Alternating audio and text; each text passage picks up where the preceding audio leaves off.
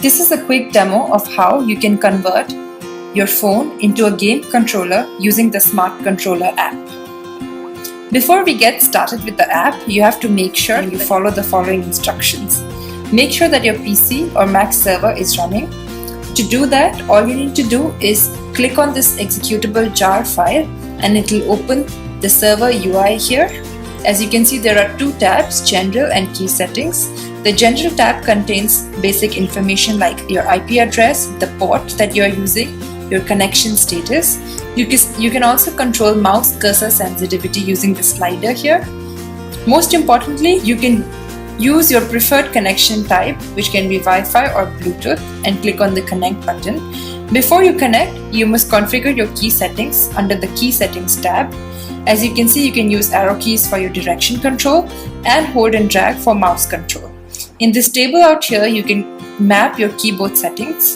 So for example, if you want to tap on your phone for left mouse button, you can assign it as the left mouse button. Similarly, if you want to swipe up every time you jump, which is equivalent to spacebar on your keyboard, you can assign it as spacebar, and so on. As you can see, there are about 5 buttons here: tap, swipe up, swipe down, swipe left, and swipe right. If you want more than 5 buttons, you can use the tilt detection option. The tilt detection, how it works is, for example, if you want to configure another key, say enter key, you go to the tilt up tab and map enter key in the tab option. So now every time you want to stimulate an enter button, you have to tilt up your phone and then tap on it simultaneously to get an enter effect. Once you are satisfied with the key settings, you can click on Save Changes and save these settings. Once you have done that, you can now go and connect your server, and that's it. Now we can go and start playing. Since we chose Wi-Fi as our connection type there, I'm going to choose Wi-Fi here. And I already have it saved in my favorites, so I can directly choose it from here.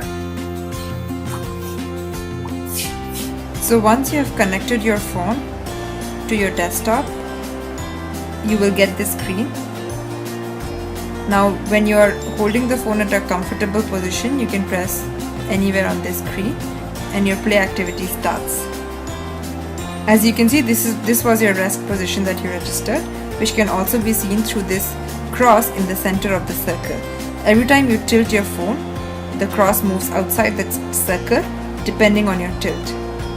If you notice, there is a slight light blue shadow out here which tells you which side you're moving. So for example, if you want to now change your rest position and calibrate it again, you can press on the reset button, hold the phone in a position which you're comfortable in, and then again press it. So as you can see, the screen is divided into 2 halves. Every time you hold the right half and drag, you can see that there is a mouse stimulation on the screen. You can control your mouse, but you must make sure that you start from the right hand side of the screen. And since now tapping is mapped to a left mouse click, if I tap here, this should be my mouse click. Something like this. Okay, apart from the mouse control, the left half is for direction control, like this. So this is left, right, up, down. And this entire part is mapped to actions. So this was mapped to left mouse button, swipe up is jumping, swipe down is another key, and so on. Another thing that you might want to take note of is you cannot directly close the app. So for example, if I click the back option, it will say press it twice. This is so that if you press it by mistake while playing the game, we don't want your game session to be spoiled. So if you really want to close the app, you just have to double click it at the same time and you will go back. So let's do a quick demo to see how this works.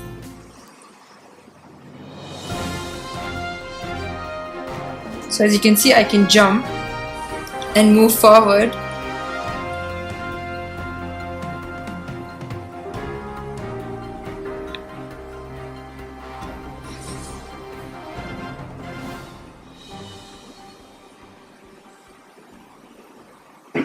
Just to add on, here's another quick demo of tilt option. So I'm going to use my mouse to to first save changes.